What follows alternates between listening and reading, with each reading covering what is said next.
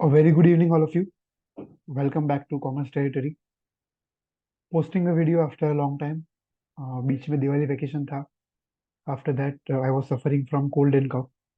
So, in this video, we will be talking about basics of commerce. जिसमें पिछले video में हमने बात करी थी डिमांड के बारे में, meaning of demand and factors affecting demand के बारे में. इस वीडियो में we are going to talk about supply and factors affecting supply. So basically ये जो वीडियो है, this is in continuation with the previous video. तो अगर आपने प्रीवियस वीडियो नहीं देखा है तो I request you to please check it out. मेरे डिस्क्रिप्शन बॉक्स में आपको वो वीडियो का लिंक मिल जाएगा. ठीक है. Plus we will be also starting with the new topics of CA intermediate CA foundation students for May 2024 batch. साथ साथ में शॉर्ट्स आते रहेंगे मेरे. मैं बेसिक्स ऑफ कॉमर्स भी करता रहूंगा.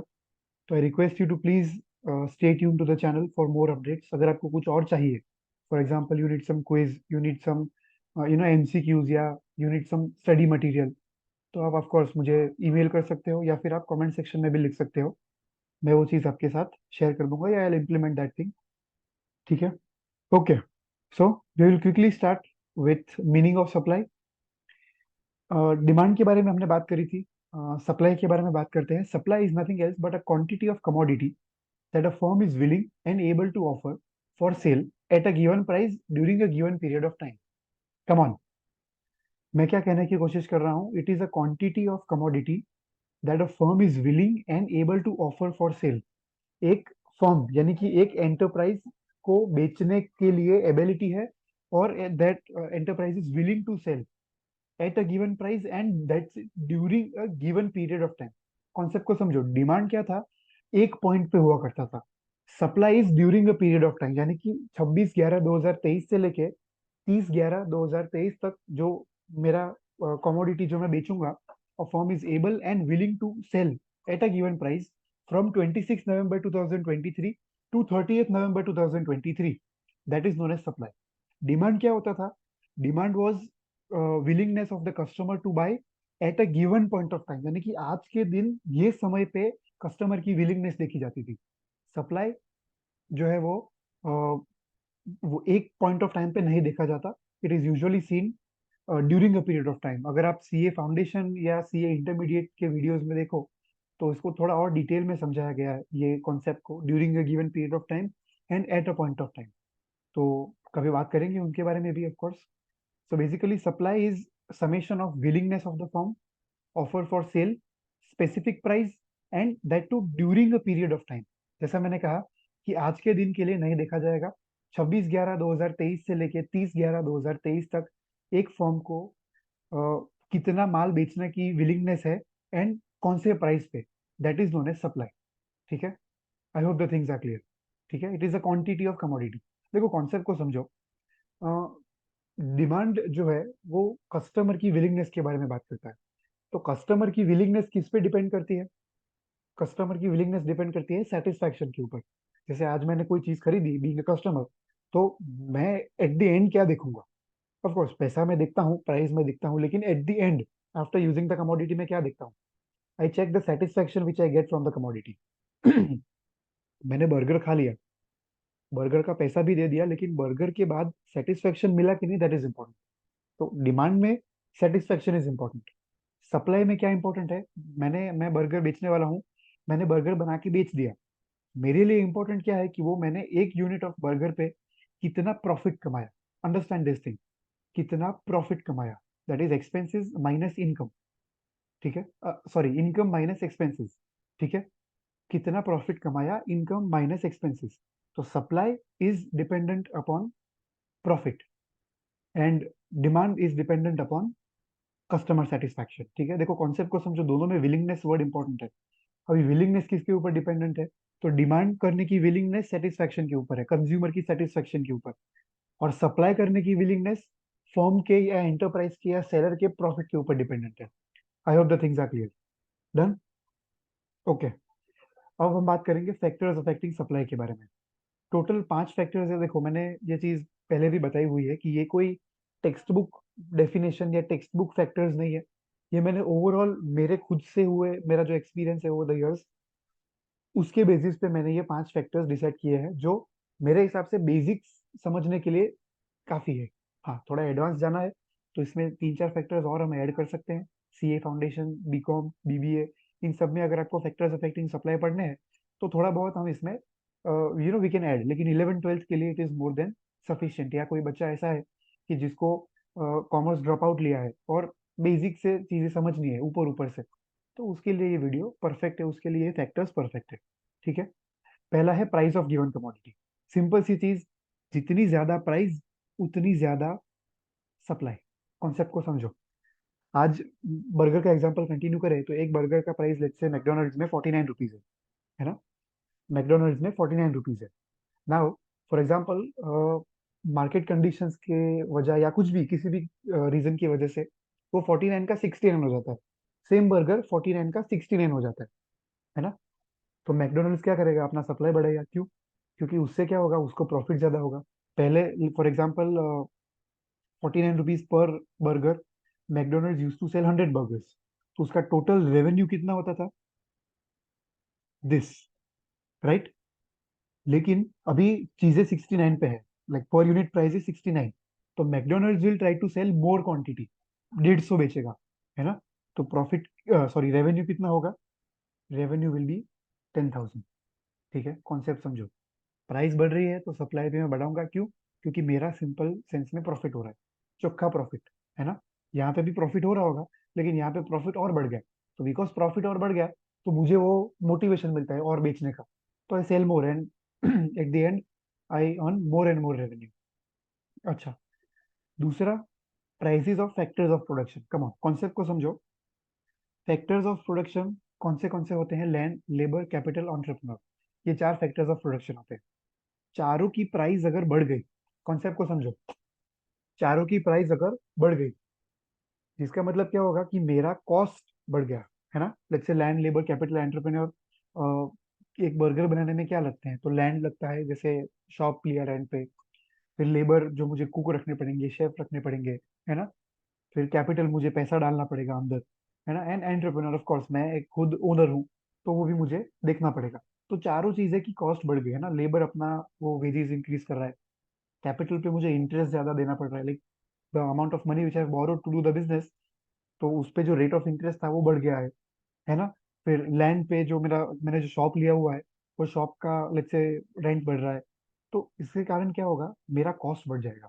Now since my cost has increase, let's say for example, if you continue the previous example, मेरा कॉस्ट था पहले 40, उस पे मैं 9 रुपए ऐड करके 49 पे बर्गर बेचता था। But if my cost has already increase to 45, let's say, और उस पे अगर मैं 9 रुपए ऐड करूंगा, तो the things will rise, the price will rise, है ना। तो आप समझो ये क्या हो रहा है, prices are increasing, prices are increasing, prices of commodities are increasing. तो ये चीज तो गलत हो गई, है ना। ये चीज तो गलत हो गई, कंज्यूमर को तो प्रॉब्लम करेगा ये चीज। तो जिसके कारण क्या करेगा, वो अपना सप्लाई कम करेगा। कौन? सेलर, है ना। अब इसमें दो दो वो हो सकते हैं। If the seller looks at the perspective of cost, तो उसका कॉस्ट बढ़ रहा है, तो he will reduce the supply, है ना। दूसरा, ही अंडरस्टैंड्स कि आपको थोड़ा बहुत आइडिया हो इकोनॉमीज ऑफ स्केल, है ना। अगेन ये थोड़ा एडवांस टॉपिक है, लेकिन सिंपल सेंस में अगर आपको समझाने की कोशिश करूँ, तो if I am making 100 burgers, तो 100 बर्गर्स बनाने का कॉस्ट मेरा 45 है। लेकिन मैंने 100 की जगह लेट्स से 10,000 बर्गर्स बनाए, या 1 लाख बर्गर बनाए, तो उसका कॉस्ट तो सर और गिर जाएगा ना, है ना। कॉस्ट और गिर जाएगा, है ना। सो इसमें दो, there can be two subjective opinions, है ना। इधर जैसे मैंने पहले कहा कि कॉस्ट बढ़ गई तो मैं सप्लाई कम कर दूं। दूसरा, कॉस्ट बढ़ गई, now in order to reduce the cost I need to produce things in more and more quantity, तो मैं सप्लाई को और ज्यादा बढ़ाऊंगा। और जैसे मैंने कहा कि 100 से 150 हो गया तो प्राइस नहीं गिरेगा, 100 से 10,000 हो गया या 100 से 1 लाख हो गया, तब जाके प्राइस गिरेगा। तो that acts as a motivation for a supplier कि हाँ ठीक है, चलो मैं वो कर देता हूँ, क्या कहते हैं, I will just increase my supply. ठीक है। तीसरी चीज, टेक्नोलॉजिकल फैक्टर्स। टेक्नोलॉजिकल फैक्टर्स यानी कि जैसा मैंने कहा, मशीनरी मेरे पास कैसी अवेलेबल है। Now if I am let's say, McDonald's आज के जमाने में मशीनरी से बर्गर बनाती है, वो आलू टिक्की जो होती है, वो उसका शेप मशीनरी से आता है ना। The man will have to just fry it and वो असेंबल करके आपको दे देना होता है। लेकिन इमेजिन करो कि वो आलू टिक्की जो होती है बीच वाली, वो मैन्युअली बनानी पड़े, तो मैकडोनल्ड्स का एक यूनिट, जैसे एक वो फ्रेंचाइजी है, वो महीने का लेट से 500 बर्गर बेच रहा है। अभी 500 बर्गर कैसे बेच पा रहा है? क्योंकि वो टिक्की जो है वो मशीन से बन रही है। अभी मैकडोनल्ड्स का लाके बोलता है कि मशीन बंद हो गया, अभी टिक्की हाथ से बनानी पड़ेगी। तो सर आई गारंटी वो 500 बर्गर जो महीने के बेचता था, that will reduce to less than 200 या इवन लेस देन 100। क्यों? क्योंकि टेक्नोलॉजिकल फैक्टर्स आर अफेक्टिंग। ये मैकडोनल्ड्स का एग्जांपल मैं इसलिए दे रहा हूँ ताकि इसमें मतलब all the things are covered. ठीक है, I hope the things are getting clear and किसी को कोई क्वेरीज नहीं है।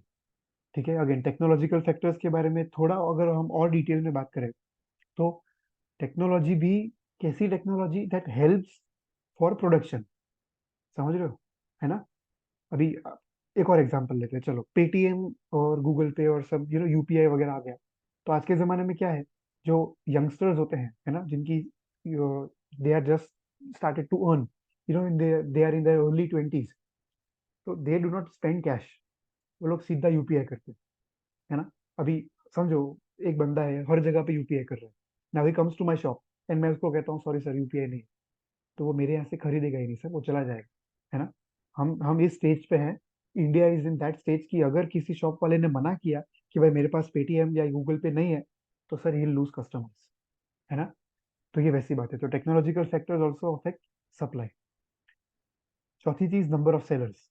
अभी इसमें भी सब्जेक्टिव ओपिनियन है, जितने ज्यादा सेलर्स उतनी ज्यादा उतनी कम वो क्या कहते हैं प्राइस, एंड उतनी कम प्राइस, तो अगेन मेरा वो मोटिवेशन फैक्टर चला जाएगा, तो I have to reduce the supply. दूसरा चीज ये भी है, जैसे मैंने इकोनॉमीज ऑफ स्केल वाला कॉन्सेप्ट बताया, कि फॉर एग्जांपल अभी इसमें हम बात करें मैकडोनल्ड्स और बर्गर किंग की, है ना, दो एकदम they are very much cut throat competition है दोनों के बीच में। Now McDonald's sells burger at 49, ठीक है, बर्गर किंग के आने के कारण मैकडोनल्ड्स को प्राइस गिराना पड़ा 39 तक, है ना? अभी इसमें दो पहलू हैं।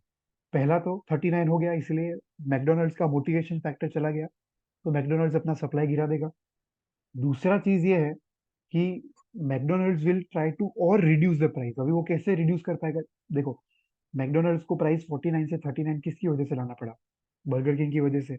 अभी मैकडोनल्ड्स को और प्राइस गिराना है, तो क्या करना पड़ेगा? बल्क में चीजों को प्रोड्यूस करना पड़ेगा। तो मैकडोनल्ड्स अगर बल्क में चीजों को प्रोड्यूस करेगा तो उसका कॉस्ट और कम हो जाएगा। कॉस्ट कम हो जाएगा तो वो प्राइस 39 से 29 पे ला देगा। तो इसमें भी सब्जेक्टिव ओपिनियन हो सकता है, लेकिन फर्स्ट वाला जो है कि भाई कंपटीशन के कारण मेरा प्राइस गिर गया, एंड प्राइस गिरने के कारण मेरा सप्लाई भी जीरो हो गया, जीरो नहीं लेकिन कम हो गया, that factor that approach usually works. लेकिन इसमें सब्जेक्टिव ओपिनियन हो सकता है एंड होता भी है। स्टूडेंट्स के, फैकल्टीज के, एक्सपर्ट्स के, सब जगह आपको दो ओपिनियन मिलेंगे। पहला, जैसा मैंने कहा, कि प्राइस कम होने के कारण सप्लाई कम हो जाएगी due to lack of motivation. दूसरा, प्राइस कम हो गई है, अभी मुझे और प्राइस कम करनी है ताकि मैं कॉम्पिटिटर को मार्केट से हटा सकूं, तो मैं सप्लाई एकदम से राइज कर दूंगा। इकोनॉमिक्स ऑफ स्केल वाला concept. Done. I hope the things are clear. And lastly, price of related commodities. Again इसमें वो सब्सटीट्यूट और वो कॉम्प्लीमेंट्री जो हमने डिमांड वाले में पढ़ा था, वो अप्लाई नहीं होगा इसमें। सिंपल सी चीज है, मैकडोनल्ड्स का बर्गर और अपना किसी लोकल शॉप का वड़ा पाव। सिंपल सी चीज है, Indians do not differentiate between a burger and vada pav. वो बन के बीच में कुछ डाल के दिया, दैट्स इट। इंडियंस को सिर्फ इतना पता चलता है। तो वो वड़ा पाव 20 रुपए में मिलता है और बर्गर जो है वो 40 रुपए में मिलता है। तो कंज्यूमर कहाँ जाएगा? कंज्यूमर जाएगा वड़ा पाव की तरफ, है ना? कंज्यूमर मतलब जैसे हम यंगस्टर्स को छोड़ दे, तो नो बडी वुड अंडरस्टैंड, ठीक है, एक ही चीज है, वड़ा पाव खाओ या बर्गर, बर्गर खाओ, दो बन के बीच में कुछ फिट करके दे दिया आपने को, ऐसा ही। तो वड़ा पाव का प्राइस कम है, सब्स्टिट्यूट गुड्स का प्राइस कम है, तो जिसके कारण क्या होगा?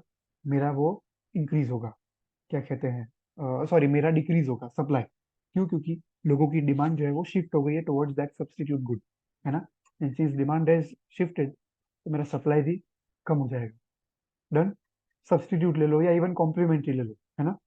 कॉम्प्लीमेंट्री गुड्स की बात करें तो कॉम्प्लीमेंट्री गुड्स की प्राइस अगर इंक्रीज हो गई, है ना, जैसे मैकडोनल्ड बर्गर के साथ यूजुअली हम क्या खाते हैं? French fries. अभी फ्रेंच फ्राइज 20 रुपीज की मिलती है, वो उसका 25 हो गया, तो लोग सिर्फ फ्रेंच फ्राइज, तो सिर्फ बर्गर तो खाएंगे ही नहीं, है ना? वो ऐसा होता है कि well let's say burger is 49 and French fries is 20।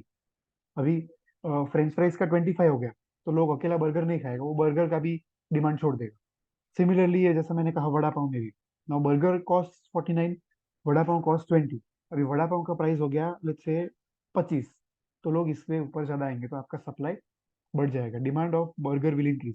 या इसका 15 हो गया, तो demand of burger will decrease and supply भी आपको कम करना पड़ेगा। सिंपल सा कॉन्सेप्ट है, डिमांड जितना कॉम्प्लिकेटेड नहीं है, लॉजिकली सोचोगे पता चल जाएगा। ठीक है, that's it, we will end up the session over here. काफी आसान सा टॉपिक था, काफी इजी टॉपिक था, ऐसा कोई रॉकेट साइंस नहीं थी, इवन कोई कॉम्प्लेक्स ऐसा कुछ था भी नहीं जो आपको समझ में ना आए, है ना।